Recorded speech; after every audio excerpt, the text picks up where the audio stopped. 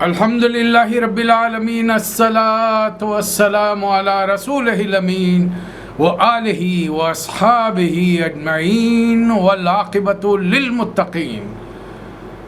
محترم خواتین و حضرات، السلام علیکم ورحمۃ اللہ وبرکاتہ۔ اعوذ باللہ من الشیطان الرجیم، بسم اللہ الرحمن الرحیم۔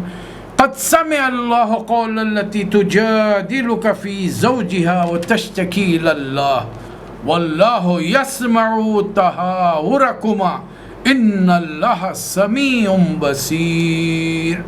صدق اللہ مولانا العظیم۔ سورہ مجادلہ کی پہلی آیت تلاوت کی ہے، ترجمہ سماعت فرمائی۔ اللہ نے سن لی اس عورت کی بات جو اپنے شوہر کے معاملے میں اے نبی صلی اللہ علیہ وسلم آپ سے تکرار کر رہی تھی اور اللہ سے فریاد کیے جاتی تھی۔ اللہ آپ دونوں کی گفتگو سن رہا ہے، وہ سب کچھ جانتا اور سب کچھ دیکھنے والا ہے۔ 8ویں ہجری چل رہی ہے۔ نبی کریم صلی اللہ علیہ وسلم نے رمضان کے مہینے میں مکہ فتح کیا، پھر اس کے فوری بعد ایک جنگ پیش آئی جسے ہم جنگ حنین کے نام سے جانتے ہیں، اور اس جنگ میں جو نبی صلی اللہ علیہ وسلم نے جس علاقے پر حملہ نہیں کیا تھا، ان لوگوں نے احتیاطاً حملہ کر دیا۔ یہ اس خوف اندیشے کے پیش نظر کہ اسلام اب ابھر رہا ہے، طاقت بڑی ہوتی جا رہی، اس سے پہلے کہ وہ حملہ کریں ہم ان پر حملہ کر دیں۔ اور پھر اس کے لیے جو سردار نے، ان کے مالک بن عوف نے جو تدبیر اختیار کی، وہ اس کے لیے مہنگی پڑ گئی۔ اس لیے اس نے تمام فوجیوں کو حکم دیا تھا، اپنے قبیلے والوں کو، کہ اپنے بیوی بچوں کو ساتھ لے کر چلو، جانوروں کو ساتھ لے کر چلو، اس گمان اور خیال کے پیش نظر کہ اگر اپنے مال و متاع ساتھ میں ہوگی، بال بچے ساتھ میں ہوں گے تو انسان انہیں چھوڑ کر بھاگے گا نہیں۔ حالانکہ وہ انسانی نفسیات سے واقف نہیں کہ انسان کی جب جان پر بن پڑتی ہے تو پھر وہ دنیا بھر کو بھول جاتا ہے، الا ماشاء اللہ۔ بہرحال وہ گئے اور انہوں نے اپنے آپ کو بند کر لیا قلعے میں طائف کے۔ تقریباً 3 سے 4 ہفتے تک نبی صلی اللہ علیہ وسلم نے ان کا محاصرہ کیے رکھا، پھر اس کے بعد چھوڑ کر آگے اور پورے مال کی تقسیم کر دی، بے تحاشا دیا۔ وہ واقعہ سن چکے ہیں۔ ان لوگوں کو جو طائف میں بند تھے، حوازن کے قبیلے، بنو ثقیف کا قبیلہ، انہیں خدشہ ہوا، وہ فوری نبی صلی اللہ علیہ وسلم کی خدمت میں حاضر ہوئے۔ نبی صلی اللہ علیہ وسلم نے فرمایا کہ دیکھو تقسیم ہو چکی ہے، میں اتنا کر سکتا ہوں کہ میرے حصے میں جو آیا ہے میرے خاندان والوں کے، وہ میں تمہیں واپس کر دوں گا۔ اب عام مسلمانوں کے لیے جو مال ہو چکا ہے وہ تمہیں واپس نہیں ملے گا۔ دو میں سے ایک چیز، یا تو پھر اپنے مال کو لو یا پھر اپنے اہل و عیال کو لو۔ اہل و عیال واپس کر دی گئے۔ اب یہاں پر نبی کریم صلی اللہ علیہ وسلم نے کچھ اہم کام کیے۔ ایک تو یہ کہ مختلف اطراف کے علاقوں میں دعوتی وفود روانہ کیے۔ ایک جگہ حضرت خالد بن ولید گئے، قبیلے والوں نے بات نہیں مانی، واپس آ کر اطلاع دی، نبی کریم صلی اللہ علیہ وسلم نے حضرت علی کو بھیجا، اور بڑے مختصر وقت میں قبیلے والوں نے حضرت علی کی بات مانی۔ دیکھیے، ہر میدان کا کوئی اسپیشلسٹ ہوتا ہے، کوئی ماہر ہوتا ہے۔ حضرت خالد بن ولید جنگ کے ماہر ہیں، تبلیغ کے نہیں، اور حضرت علی علم، یہ فرق ہے۔ اس کے علاوہ نبی کریم صلی اللہ علیہ وسلم نے کچھ علاقوں کی طرف صحابہ کرام کے چھوٹے فوجی دستے بھیجے کہ ان علاقوں میں جو بت بڑے بڑے مشہور نامی گرامی ہیں انہیں توڑ دیا گیا۔ بہرحال وہاں پہنچ کر انہیں ان بتوں کو توڑ دیا گیا۔ اس طریقے سے مکے کے نواح میں نخلا کے مقام پر سب سے بڑا بت عزا نصب تھا۔ قریش، مکے کے لوگ بڑی تعظیم تکریم کرتے تھے۔ حضرت خالد بن ولید نے نخلا پہنچ کر اسے منہدم کر دیا۔ آپ نے حضرت عمر بن عاص کو بنو حذیل کے سوا نامی بت کی جانب، اور حضرت سعد بن زید اشہلی کو منات نامی بت کو ڈھانے کے لیے روانہ کیا، اور یہ بت توڑ دیے۔ مکے سے واپسی پر نبی کریم صلی اللہ علیہ وسلم نے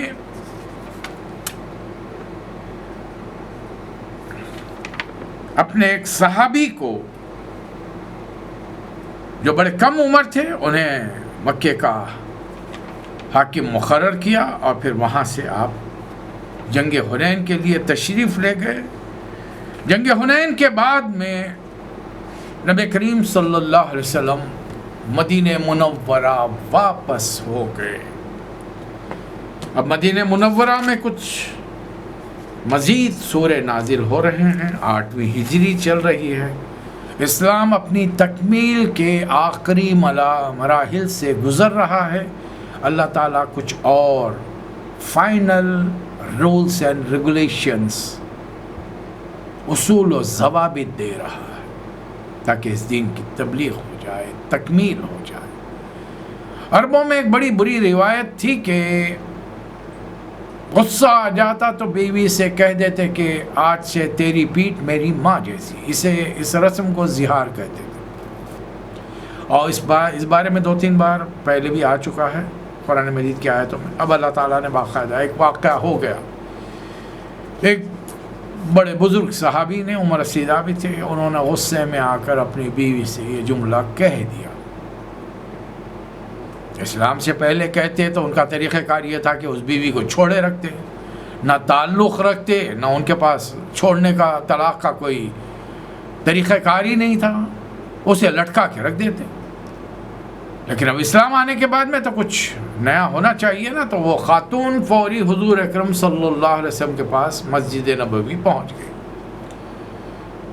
نبی صلی اللہ علیہ وسلم مسجد میں تشریف فرمائے، وہ خاتون بیٹھی اور انہوں نے نبی صلی اللہ علیہ وسلم سے مطالبہ کیا کہ میرے شوہر نے مجھ سے یہ کہہ دیا ہے، اب عمر کے حصے میں اتنے بچوں کو لے کر میں کہاں جاؤں گی، میرے لیے آپ کچھ مسئلے کا حل بتائیے۔ نبی صلی اللہ علیہ وسلم چونکہ عربوں کے معاشرے میں جو روایات چل رہی تھی تا وقت کہ اللہ کا کوئی نیا حکم نہ آیا ہو، آپ نے کوئی اپنی جانب سے تو حکم دینا نہیں تھا، اور اللہ کا بھی کوئی نیا حکم نہیں آیا، بلکہ 1-2 مرتبہ بات آئی تو صرف اتنا کہ تم جنہیں یہ جو الفاظ کہتے ہو کہ ماں کی بیوی سے کہتے ہو کہ ماں تیری پیٹھ میری ماں جیسی تھی، یہ تمہاری ماں کہنے سے ماں نہیں بن جائے گی، تمہاری ماں تو صرف وہی ہے جس نے تمہیں جنا ہے، دوسری ماں جس سے تم نے دودھ پیا ہے، کوئی ماں اپنی حقیقی ماں کے علاوہ کسی عورت کا دودھ پیا ہو تو وہ تمہاری رضائی ماں ہوگی، البتہ جس عورت نے تمہیں اپنی بیٹی دی ہے وہ تمہاری ساس ہے، وہ بھی تمہاری ماں کے درجے میں آ جائے گی، اس کے علاوہ تم کسی کو ماں کہو گے تو اللہ کے ہاں قابل قبول نہیں۔ اب نبی صلی اللہ علیہ وسلم بس اتنا ہی معلوم ہوا کہ یہ چیز بری ہے، اسے نہیں کرنا چاہیے، لیکن بہرحال اب وہ جوش میں جذبے میں ہو رہا، اب وہ خاتون اصرار کرے کہ آپ کو کچھ کرنا پڑے گا۔ نبی صلی اللہ علیہ وسلم نے فرمایا کہ نہیں، اللہ کا اس بارے میں کوئی حکم نہیں ہے۔ مزے کی بات یہ ہے کہ جہاں نبی صلی اللہ علیہ وسلم نماز پڑھانے کے لیے امامت کی جگہ پر رہتے ہیں، وہاں سے حضرت عائشہ کا حجرہ بڑا قریب ہے، بلکہ یہ حصہ ریاض الجنہ کہلاتا ہے، جنت کے باغوں کا ایک حصہ ہے جہاں پر حاجی عمرہ کے لیے لوگ جاتے ہیں، وہ 2 رکعت نماز ادا کرتے ہیں کہ وہاں پر نماز۔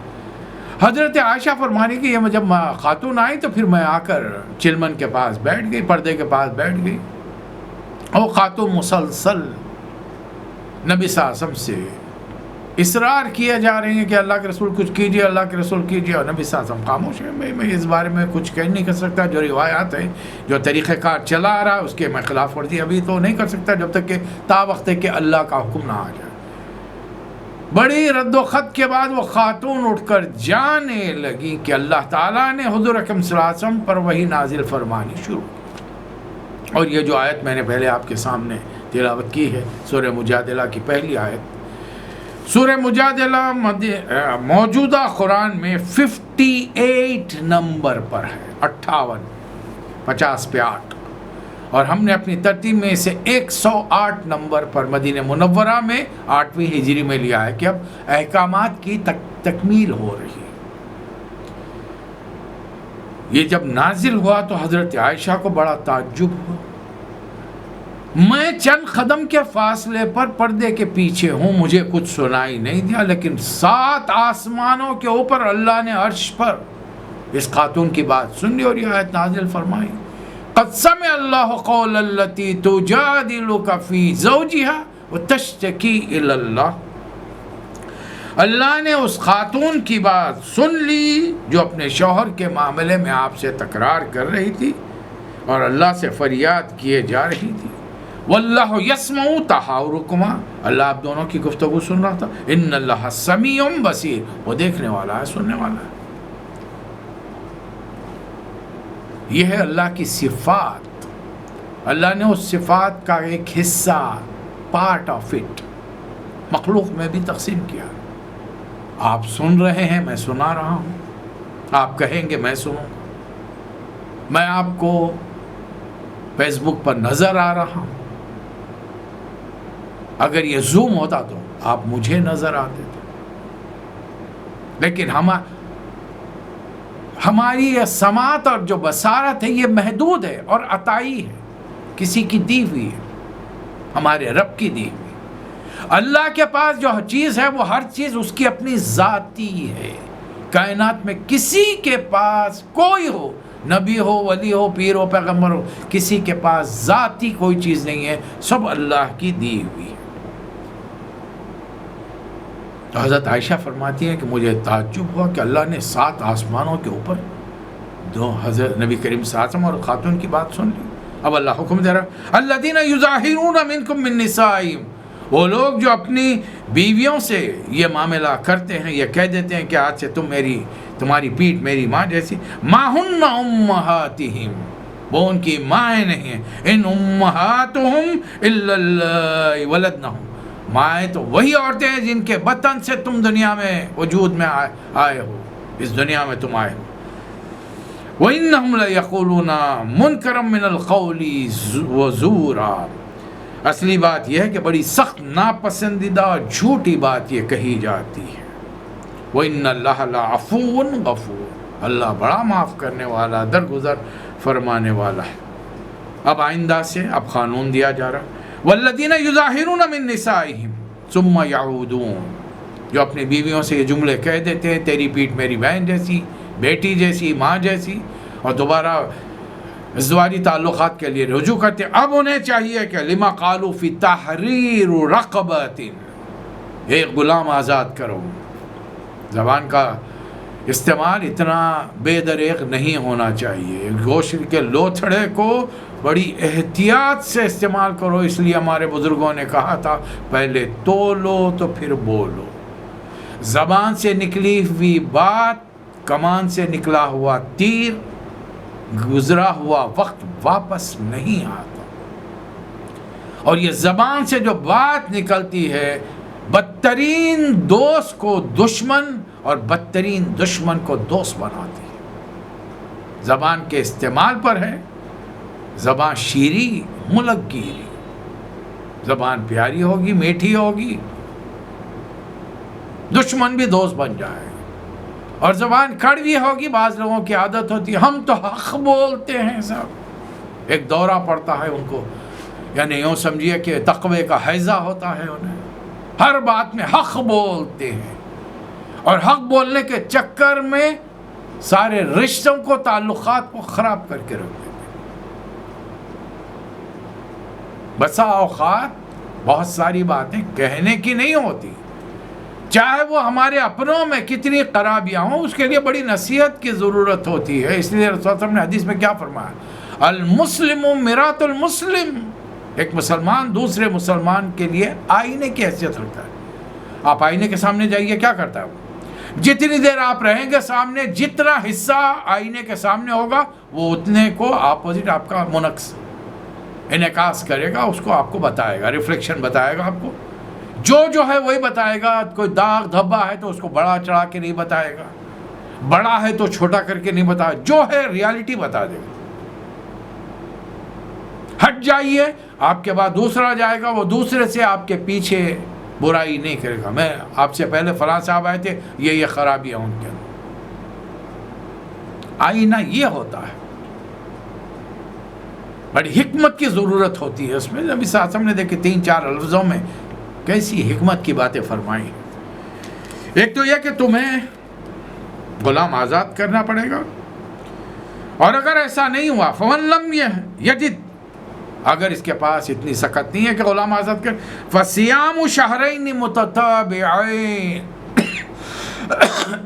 دو مہینے کے مسلسل لگاتار روزے رکھنے پڑیں گے، اور فقہائے امت اس بارے میں کہتے ہیں کہ ایک روزہ بھی بیچ میں چھوٹے گا السرنو پھر 60 روزے رکھنے پڑیں گے، اور اگر درمیان میں رمضان آ گیا تو جتنے رہ چکے اور رمضان کے بعد سے پھر 60 روزے رکھنے پڑیں گے، یا پھر اور یہ بھی اگر نہیں ہے استطاعت، فمن لم یستطع فاطعام 60 مسکینہ، 60 آدمیوں کو کھانا کھلاؤ اوسط جو تم کھاتے ہو اور گھر والوں کو کھلاتے ہو، ایک دم ہائی فائی بھی نہیں چاہیے اور ایک دم معمولی قسم کا بھی نہیں چاہیے، جو روز تم اپنے گھر والوں کے ساتھ کھاتے ہو 60 آدمیوں. یہ ہے زبان کے لوتھڑے کے غلط استعمال کی سزا جو اللہ نے دی ہے. یہ تو خیر ایک مسئلہ ہے جو اب سب کانٹیننٹ کے مسلمانوں میں یہ چیز تو نہیں پائی جاتی، لیکن جدائی کے لیے جو طریقہ بتایا ہے وہ تو بالکل ہر ایک کی زبان کی نوک پر ہے، طلاق طلاق طلاق. اور مسلمانوں کے اس جہالت آمیز رویے نے غیر مسلموں کو مجبور کیا وہ ہمارے دین میں مداخلات کریں،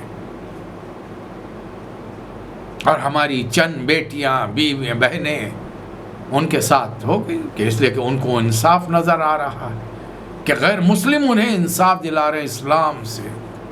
کس کے دین سے؟ اللہ کے رسول سے. غیر مسلم انہیں انصاف دلا رہے ہیں اللہ سے، اللہ کے رسول سے انصاف دلا رہے ہیں. اب ان کی نادانیاں، اب انہیں کیا کہا جائے؟ ہمارے بھائیوں کی غلطیوں کی وجہ سے ہماری عورتیں وہاں جا رہی ہیں، ان کا ساتھ دے رہے اور انہیں موقع مل رہا ہے ہمارے دین میں مداخلات کرنے. حالانکہ اسلام نے کسی غیر مذہب کے ان کے عقیدوں میں، ان کے روایات میں اوپنلی کسی قسم کے رویے کو منع کیا گیا، لیکن داخلی طور پہ وہ جو چاہے کر سکتے. یہ تمام چیزیں ہیں، پھر یہ تمام احکام دے کے اللہ تعالیٰ فرما رہا ہے وَتِلْكَ حُدُودُ اللَّهِ، یہ اللہ کی حدیں ہیں، اور جو انکار کرے گا وَلِلْكَافِرِينَ عَذَابٌ أَلِيمٌ، یعنی اس کی مخالفت کرنا، اس کی خلاف عمل کرنا، تو پھر یہ دردناک عذاب کے مستحق ہوں گے. جو لوگ ان الذین یحادون اللہ ورسولہ کبت ما کبت الذین من قبلہم، جو لوگ اللہ رسول کی مخالفت کرتے ہیں انہیں ذلیل و خوار کر دیا جائے گا جیسے اس سے پہلے کے لوگ ذلیل و خوار ہوئے ہیں. ایک اور سماجی برائی کو، آپس میں سرگوشیاں کرنے کو اللہ منع فرما رہا ہے. ما یکن من نجوی ثلاثۃ الا هو رابعهم، دیکھو 2 آدمی ہو 3 آدمی ہو آپس میں خسر پھسر کر رہے ہیں، سرگوشیاں کر رہے ہیں، تو جان لو اللہ تمہارے ساتھ ہے. 2 بھی کر رہے ہیں تو تیسرا اللہ ہے، 3 کر رہے ہیں تو چوتھا اللہ ہے. اب آپ تعداد کا اندازہ لگائیے. ذالک ولا اکثر، کم ہو یا زیادہ ہوں، اور پھر اللہ تمہیں قیامت میں ان تمام چیزوں سے باخبر کر دے گا. دیکھا آپ نے ان لوگوں کو جنہیں سرگوشیاں کرنے سے منع کیا گیا تھا، پھر بھی وہی حرکت کرتے ہیں جسے منع کیا گیا. یہ چھپ چھپ کر آپس میں گناہ اور زیادتی کی بات کرتے ہیں، رسول کی نافرمانی کی بات کرتے ہیں، اور آپ کے پاس جب آتے ہیں تو اس انداز میں آپ پر سلام کرتے ہیں جس طرح آپ کو سلام نہیں کیا گیا. خاص طور پہ یہودی جب آتے تو کہتے ہیں السلام علیکم، زبان کو گھما کر ایسا کہتے ہیں جس کے معنی یہ ہوتے کہ اللہ کرے تم پر موت ہو جائے. ایک بار حضرت عائشہ نے سن لیا، بہت بڑا فروختہ ہوئی، غصے میں آئے، کہا کہ تجھے موت آئے. نبی صلی اللہ علیہ وسلم نے منع فرمایا کہ عائشہ ایسا جواب نہیں دیتے. اللہ کے رسول آپ نے سنا اس نے کیا کہا؟ فرمایا کہ ہاں میں نے سنا اس نے کیا کہا، اور میں نے بھی جواب دیا نا وعلیکم. اس نے مجھ سے جو کہا اللہ تو اس کی نہیں سنے گا، وہ اللہ کا نافرمان ہے، میں اللہ کا رسول ہوں. میں نے بھی جواب میں اس کے لیے کہا وعلیکم، تم پر بھی، تم نے جو میرے لیے دعا کی ہے اللہ سے وہ تم پر بھی. اب اللہ کس کی سنے گا، اس آدمی کی یا نبی کریم صلی اللہ علیہ وسلم؟ اور یہ جملے کہہ کر وہ اپنے آپ سے گمان کرتے ہیں کیا بات ہے بھائی، یہ اللہ کے نبی ہے تو ہم پر کوئی عذاب کیوں نہیں آ رہا ہے؟ اللہ منع کر رہا ہے، یا ایھا الذین آمنوا اذا تناجیتم فلا تتناجوا بالاسم والعدوان، اے لوگوں جو ایمان لائے ہو، جو آپس میں پوشیدہ کچھ بات کرنا چاہو تو گناہ زیادتی، رسول کی نافرمانی کی بات مت کرو، بلکہ نیکی اور تقوی کی باتیں کرو۔ یعنی مطلب یہ کہ آہستہ بات کرنے سے منع نہیں کیا گیا۔ فرض کیجئے آپ کسی محفل میں اور آپ کو اپنے بھائی سے، اپنے رشتہ دار سے، اپنے والد سے، اپنے دوست سے کسی کوئی خاص بات بتانی ہے، کچھ ان سے حاجت ہے، ضرورت ہے، وہ آپ نہیں چاہتے کہ سب کے سامنے آپ انہیں بلائیے، کونے میں بلائیے، لیکن اس سے پہلے لوگوں سے کہیے بڑے عاجزانہ انداز میں، ایک ضروری بات ہے، آپ لوگ برا نہ مانیں، اس اپنا جس آدمی سے بات کرنی ہو بازو بلائیے۔ احتیاط ایک چیز کی رکھیے، آپ دونوں ایک دوسرے کو دیکھیں، آپ کی نظریں سامعین کی طرف جو لوگ وہاں جمع ان پر نہیں ہونی چاہیے، ورنہ اس میں یہ بڑی غلط فہمیاں پھیل جاتی۔ ہم باتیں کرتے ہوئے کچھ اشارے کرتے ہیں ہاتھ سے، اور جس کی طرف اشارہ وہ سمجھتا ہے کہ ہاں میرے خلاف کوئی بات ہو رہی ہے۔ ہم کبھی غصے میں آتے ہیں، کبھی مسکرا دیتے ہیں، وہ سمجھتا ہے کہ میرا مذاق اڑا رہے ہیں، میرے خلاف غصے میں کوئی سازش ہو رہی ہے۔ اس لیے احتیاط ہو کہ ان کی نظروں سے دور ہو یا نظروں کے سامنے ہو تو ان کی جانب ہم دیکھیں نہیں۔ منع نہیں ہے آہستہ گفتگو کرنا، ظاہر ہے ہماری ہر قسم کی بات ہم ہر کسی سے شیئر نہیں کر سکتے، جس سے جو بات کرنی ہے اسی سے شیئر کرنی پڑے گی۔ اور یہ جو سرگوشیاں ہیں یہ شیطان کی طرف سے ہیں، اور یہ ایمان والوں کو کوئی نقصان نہیں پہنچا سکتی الا یہ کہ اللہ ایسا چاہے۔ اے لوگوں جو ایمان لائے ہو، جب تم سے کہا جائے کہ مجلسوں میں کشادگی پیدا کرو تو کشادگی، بعض وقت ہو جاتا ہے کہ بڑا جلسہ ہو رہا، ایک ہال میں ہو رہا ہے، لوگ زیادہ ان ایکسپیکٹڈلی وہاں زیادہ جمع ہو گئے، اب ہر آدمی چاہتا ہے کہ کھل کر پھیل کر بیٹھے، نہیں، تھوڑی سی گنجائش نکالنی چاہیے، تھوڑا سمٹ کر بیٹھ جائے، تکلیف ہوگی لیکن ہمارا بھائی ہمارے قریب آ کر بیٹھ جائے گا باہر۔ اور جب کہا جائے کہ محفل ختم ہو گئی اٹھ جاؤ تو اٹھ جانا چاہیے۔ یہ مسئلہ ہمارے ہاں دعوتوں میں پیش آتا ہے، خاص طور پہ جو گھروں میں دعوتیں ہوتی ہیں، لوگ جانے کا نام لیں، قریب کے رشتہ دار دوست جانے کا نام لے لیتے، حالانکہ جس گھر میں دعوت ہو رہی وہ بیچارے گھر والے صبح سے مصروف ہیں گھر کی صفائی میں، اہتمام میں، بچوں کو تیار کرنے میں، پھر دعوت کا اہتمام کرنے میں، پکوان کے اندر۔ اب جانے کے بعد انہیں بیچاروں کو تھکن ہوتی ہے کہ چلو اب آرام کریں گے۔ اب ایسے موقع پر دو صحابہ بیٹھ جاتے ہیں اور فرمائشیں شروع کر دیتے ہیں، بھئی چائے ہو جائے تو ذرا مزہ آ جائے گا، بڑی شاندار دعوت، خالی زبانی جملوں کی تعریف، لیکن ان کو کام اور بڑھا دیا وہاں پر، جبکہ وہ تھک چکے ہیں، خود آپ بھی تھک چکے ہیں، گھر کو فوری محفل ختم ہوئی فوری اٹھ کر چلے جانا چاہیے۔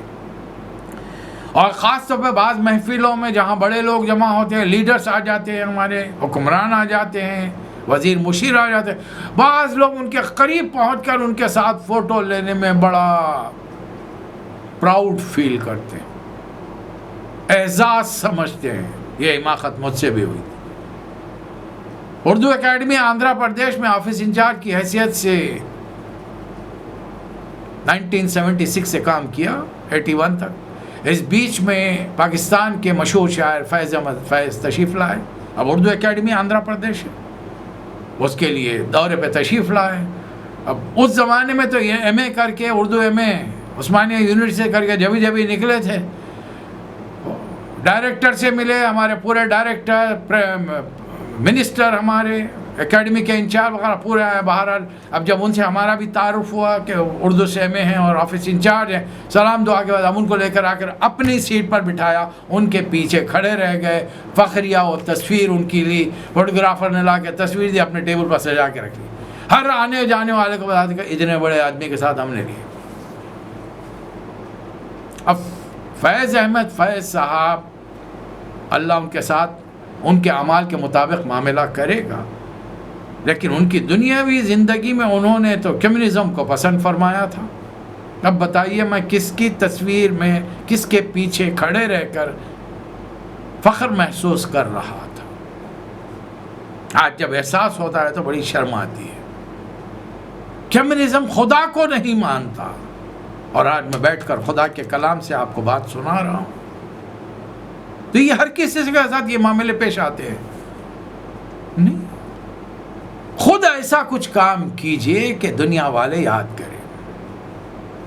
موت اس کی ہے، کرے جس کا زمانہ افسوس، یوں تو دنیا میں سبھی آتے ہیں مرنے کے لیے، جب تک زندہ ہوں اپنا کیریکٹر، اپنا کردار ایسا رکھیے کہ لوگ احترام کریں، اور جانے کے بعد ہمارے دنیا سے رخصت ہونے کے بعد اچھے الفاظ میں ہمیں یاد کریں۔ یہ ہے انسان کی کامیابی کی نشانی ہے۔ یہ نہیں کہ میرے عہدے، میری پوزیشن سے، میری دولت سے تو لوگ ڈر کے مجھ سے سامنے جی حضوری کریں، اور جیسے ہی پیٹ پلٹے گالی دینا شروع کریں، برا بھلا کرنا شروع۔ بہرحال ابھی زمانے میں منافقین کا حال یہ تھا کہ نبی کریم صلی اللہ علیہ وسلم سے ذری سی بات پر آتے اور عرض گزارش کرتے کہ آپ سے کچھ تنہائی میں بات کرنی ہے، تخلیہ۔ اب نبی صلی اللہ علیہ وسلم مجبور ہو جاتے، باوجود یہ کہ وہ جانتے تھے کہ یہ منافق ہے، لیکن نبی صلی اللہ علیہ وسلم، یہ منافقت دل میں ہوتی ہے، اعمال سے نظر آتی ہے، لیکن آپ فتویٰ نہیں دے سکتے کسی کو۔ اللہ کے رسول صلی اللہ علیہ وسلم کو اللہ تعالیٰ نے بعض نام بتا دیے تھے، لیکن اس کے باوجود نبی کریم صلی اللہ علیہ وسلم نے ان ناموں کا اظہار نہیں کیا، ڈکلیئر نہیں کیا تھا۔ اچھا، اب یہ رسول اللہ علیہ وسلم سے چند لمحے تنہائی میں بات کرتے، باہر جا کر افواہیں پھیلا دیتے، میں ایسا پوچھ کے آیا اور یہ معاملہ ہونے والا ہے، کچھ نہ روٹ پٹا۔ اب اللہ تعالیٰ نے جب دیکھا کہ معاملہ بہت بگڑا تو اللہ تعالیٰ نے حکم دیا، یا ایھا الذین آمنوا۔ دیکھیے یہ ہے احکامات کی تکمیلی منزل، یہ مرحلہ ہے جہاں پر اللہ تعالیٰ اہل ایمان سے خطاب کر رہا ہے، انہیں حکم دے رہا ہے کہ مسلم معاشرے میں کیا کیا چیزیں ہونی چاہیے۔ اذا ناجیتم الرسول فقدموا بین یدی نجواکم صدقہ۔ آئندہ سے کبھی تخلیہ میں، اکیلے میں نبی کریم صلی اللہ علیہ وسلم سے گفتگو کرنی ہو تو صدقہ پیش کرو۔ پہلا میں ایک سوال کروں آپ سے، رسول اللہ صلی اللہ علیہ وسلم نے تو حدیث میں فرمایا کیا ہے، نبی صلی اللہ علیہ وسلم پر اور آپ کے آل پر صدقہ حرام ہے، پھر اللہ کیوں فرما رہا ہے؟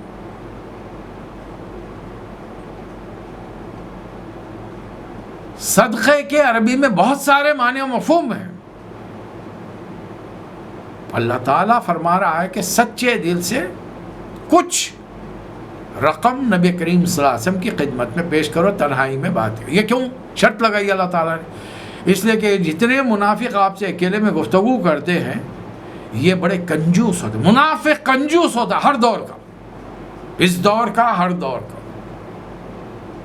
اب ہم اپنا جائزہ لے کے دیکھیں کہاں تک ہم میں کنجوسی پائی جاتی ہے، تو جتنی پائی جاتی ہے اتنے درجے کی منافقت بھی ہوگی۔ اللہ بچائے اس سے، مجھے اور آپ کو، سب کو، ہمیں بچائے۔ ذالک خیر لکم واطہر، یہ تمہارے لیے بہتر ہے اور پاکیزہ ہے۔ وَإِن لَّمْ تَجِدُوا، اور البتہ اگر تم صدقہ دینے کے لیے کچھ نہ ہو تو اللہ غفور رحیم ہے۔ صحابہ کرام پر بڑا گراں گزرا۔ بہرحال جب جیسی حکم آیا نبی کریم صلی اللہ علیہ وسلم کو تو عمل کرنا تھا۔ لوگ بیٹھے ہوئے تھے مسجد نبوی میں، نبی صلی اللہ علیہ وسلم نے حضرت علی سے پوچھا کہ کتنا رقم مقرر کی جائے، 1 دینار؟ حضرت علی نے فرمایا کہ عرض کیا کہ یا رسول اللہ بہت زیادہ ہے، آدھا دینار یہ بھی بہت زیادہ ہے۔ اچھا پھر آپ بتائیے کتنا لینا چاہیے؟ حضرت علی نے فرمایا کہ 1 جو دانے کے برابر سونا، گیہوں کے دانے کے برابر سونا، اس لیے کہ اس وقت حضرت علی کے پاس اتنی ہی رقم سونے کی شکل میں موجود تھی اور انہیں ایک ضروری مسئلہ پوچھنا تھا۔ نبی صلی اللہ علیہ وسلم نے اس پر فرمایا انک لزہید، آپ تو بڑے اکنامیکل ہیں، اقتصادی ہیں، آپ بہت کم مقرر کیا آپ نے تو۔ ٹھیک ہے، جیسے فرمایا ٹھیک ہے، فوری وہ جو کے دانے کے برابر سونا نبی صلی اللہ علیہ وسلم کی خدمت میں پیش کیا اور تنہائی میں ایک مسئلہ پوچھ لیا۔ الحمدللہ، یہ لوگوں نے بہت ساری باتیں حضرت علی سے منسوب کر کے پتہ نہیں کیا کیا علوم وابستہ کر دیے ہیں اور ان پر ایک تہمت لگا دی کہ انہوں نے سوائے اپنے خاندان والوں کے کسی اور کو نہیں بتایا۔ بڑے افسوس کی بات، یہ ممکن ہے نبی صلی اللہ علیہ وسلم نے حضرت علی کو کوئی حکم دیا ہو اور وہ عام مسلمانوں میں نبی صلی اللہ علیہ وسلم کے بعد تمام امتیوں کو بتانے کی بجائے صرف چند لوگوں تک بتائیں گے، اور وہ بھی صرف اپنے خاندان کے لوگوں میں؟